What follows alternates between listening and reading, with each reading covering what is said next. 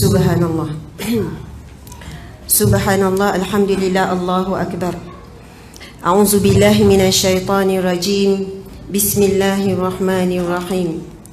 Assalamualaikum warahmatullahi wabarakatuh. Alhamdulillah, alhamdulillahi rabbil alamin. Hamdan lillah, salatan wa salaman ala rasulillah, Sayyidina wa maulana wa habibina wa syafi'ina Muhammad ibni Abdillah wa ala alihi wa ashabihi awliyaillah. Alhamdulillah, segala puji-pujian hanya kita rafakkan dan kita tujukan kepada Allah Subhanahu wa ta'ala. Namun di sana kita manusia yang sangat lemah, sentiasa mudah terpersona dengan manusia, dengan makhluk, dengan apa yang ada pada makhluk. Kita rasa kagum dengan orang kaya, kadang-kadang dengan keretanya yang besar, dengan rumahnya yang tersegam indah, sehingga kita lupa yang memberikan rizki kepadanya adalah Allah ya Razak. Sehingga kita lupa bahawasanya Allah ya Ghani, yang munilah yang sewajarnya kita puji, bukan makhluk itu tersebut. Kadang-kadang kita melihat ada manusia yang diberikan oleh Allah Subhanahu wa ta'ala kebijaksanaan. Kita kagum dengan bijak dia, lalu viral sebab dia bijak, lalu merata-ratalah orang memuji kebijaksanaannya, sehingga tidak terlihat pada pujian itu pujian yang sebenar ditujukan kepada Allah ya Hakim, Allah yang maha bijaksana. Di sana ada orang yang Allah beri dia ilmu pengetahuan yang sangat hebat, sehingga kita memuji-muji ilmunya. Dan bahkan ada manusia sampai memuja-muja manusia kerana kagum dengan ilmunya. Na'udzubillah, kita bimbang ada unsur-unsur syirik yang khafi. Sedangkan yang layak dipuji adalah Allah yang alim, yang memiliki ilmu dan memberi pinjaman ilmu itu hanyalah sementara untuk menguji orang alim itu sejauh mana dia bawa manusia kepada Allah ataupun bawa manusia kepadanya. Kita sedang diuji Allah setiap saat, setiap masa. Orang yang menyampaikan ilmu ataupun guru-guru diuji dengan ramainya pengikut, dan orang yang menuntut ilmu diuji dengan ramainya guru, sehingga ramai mana orang berbangga dia ada guru tersebut, guru ini, guru itu, belajar di sini, belajar di situ. Dan kita semua sedang diuji oleh Allah untuk beramal dengan ilmu yang kita pelajari. Masya Allah. Ada orang yang kita melihat dia cegas tubuh badannya, lalu kita puji dan kita tanya apa rahsia. Tua-tua masih cegas, apa rahsia, makan produk apa dan sebagainya. Bukan saya kata salah soalan tu, tetapi kadang-kadang kita mudah terleka dan mengagumi sesama makhluk. Sedangkan Allah ya Rashid yang maha cerdas memberikan dia kecerdasan. Hakikatnya kita lahir dalam keadaan bodoh. Allah ya Hakim beri kita bijak sampai pandai bercakap. Hakikatnya kita lahir dalam keadaan tuli, tak boleh dengar. Lahir-lahir mak kita panggil, kita tak boleh nak dengar, tak tahu nak berpaling. Sangat jahil kita. Allah ya Sami' beri kita pendengaran. Kemudian kita lahir dalam keadaan mata kita tak jelas pun lagi, tapi Allah ya Basir beri kita mata yang terang, beri kita penglihatan. Subhanallah. Kita lahir dalam keadaan lemah sangat, tak boleh berjalan, tak boleh bangun, tak boleh duduk, tak boleh ke mana-mana. Sangat lembek, lemah, diangkat ke sana, diangkat ke sini, didukung dan sebagainya. Tapi sekian hari Allah yang Qawi, yang maha kuat, Allah yang Matin, yang maha teguh, Allah yang Aziz, yang maha perkasa, beri keteguhan dan kekuatan pada sendi-sendi kita. Akhirnya kita boleh merangkak, kita boleh berjalan, kemudian berlari. Masya Allah. Semuanya hakikatnya datang daripada Allah Subhanahu wa ta'ala. Sepatutnya segala apa yang Allah beri kita kembalikan kepada Allah Subhanahu wa ta'ala. Kemudian kita akan tua. Kita akan tua. Bila tua, Allah akan balikkan kita semula sebagaimana kita baby dulu. Pendengaran kita dah semakin kurang, penglihatan kita akan semakin kabur, lutut kita akan semakin goyang semula, akan semakin lemah balik. Masya Allah. Pernah satu ketika Rasulullah bertanya kepada malaikat Jibril, wahai Jibril, bukan malaikat Jibril, malaikat maut, wahai malaikat maut, adakah kamu tidak memberi signal ataupun tak beri tanda kepada mereka yang kau nak ambil nyawanya? Jadi malaikat Jibril sebut, minta maaf, malaikat maut sebut, aku akan hantarkan tanda kepada mereka terlebih dahulu. Aku sentiasa menghantarkan dan memberi tanda-tanda. Jadi para muslimin muslimat sekalian, mari kita tengok ada tak tanda-tanda ini dalam diri kita sekarang. Malaikat maut kata tanda yang pertama antaranya ialah matanya semakin kurang. Saya nampak ramai pakai spek ni. Dah ada tanda yang pertama. Kemudian pendengarannya dah makin kurang. Dulu memang dapat tangkap je orang cakap, sekarang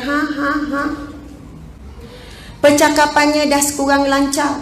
Dulu kan kalau membebel sejam tak berhenti tu tak ada masalah. Sekarang tu loading je, nak cakap apa pun loading. Akhirnya malah dah saya nak cakap, awak dah tua, awak faham lah. Kemudian sendi-sendinya dah semakin lemah. Itu semua tanda-tanda, sehinggalah malaikat maut menceritakan tanda-tanda yang terakhir yang dia berikan kepada setiap orang sebelum dia ambil nyawa. Jadi kalau kita cek, kita semua dah ada tanda-tanda ni dah, tetapi kita masih lagi leka dengan kehidupan kita. Masya Allah. Dan salawat dan salam buat junjungan agung Nabi Muhammad sallallahu alaihi wasallam. Kerana dengan perantaraan lisan baginda lah air mata, air keringat, air darah yang mengalir daripada tubuh badan Rasulullah sallallahu alaihi wasallam, yang mengalir pada tubuh badan isteri-isteri baginda, yang mengalir daripada para sahabat dan juga balu-balu para sahabat yang kematian suami mereka, yang mana sampainya Islam, iman dan ihsan yang kita miliki dengan mudah hari ini. Kita lahir Islam, kita besar Islam, dan kita dapat ilmu agama pun di tempat yang sangat selesa. Di atas kapet, di surau, ada kipas, yang mana ada lagi aircon.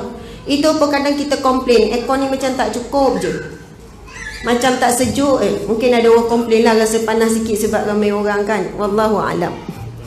Kadang-kadang kita masih komplain. Sebab itu akhirnya iman kita sangat lemah, Islam kita sangat lemah, sebab kita dapat dengan cara yang mudah, maka mudah juga untuk kehilangannya. Masya Allah.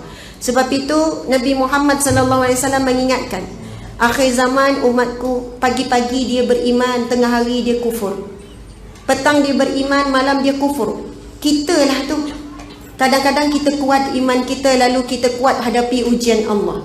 Tetapi bila time lemah, kita marah-marah, kita menyalahkan orang itu, kita menyalahkan orang ini, sedangkan kita tidak sedar hakikatnya kita sedang menyalahkan Allah Subhanahu wa taala.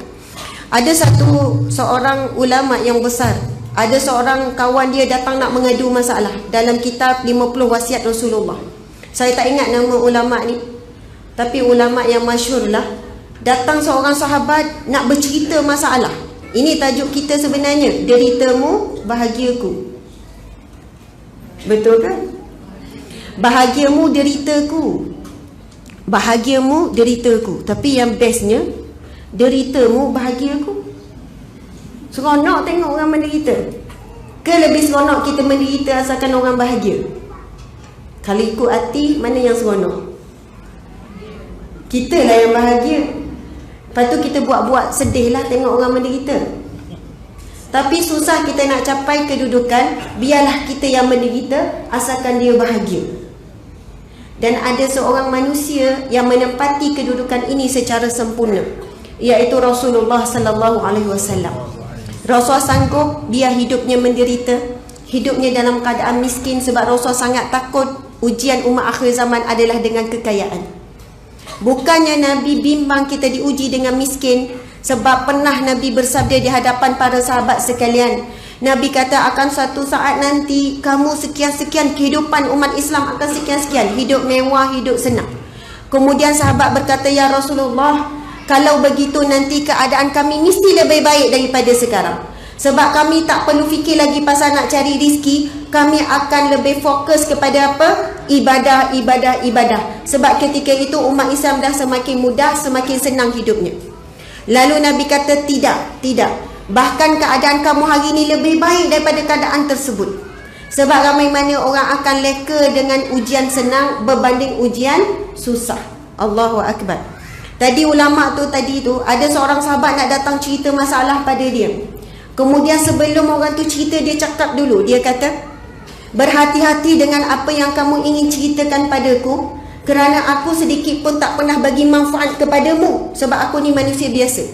Segala manfaat yang kamu terima daripada kamu lahir sampai sekarang, hakikatnya daripada Allah. Sebab aku bimbang engkau nak ceritakan kepadaku, engkau nak mengadukan kepadaku ketidakpuasanmu terhadap Allah Subhanahu wa taala.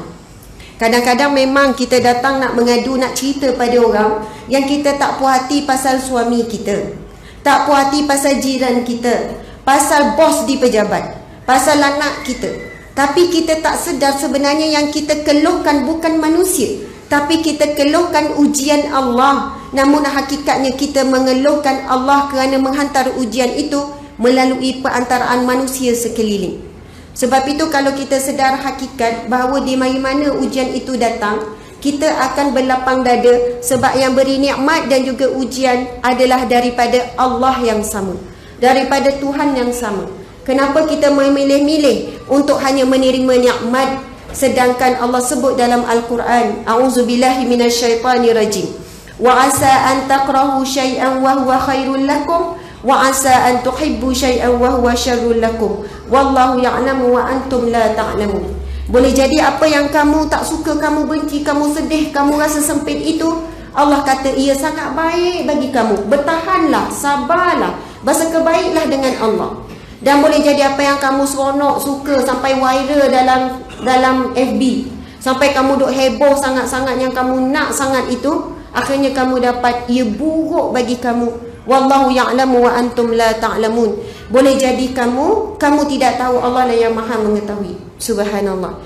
Itulah mukadimah ya untuk malam ini.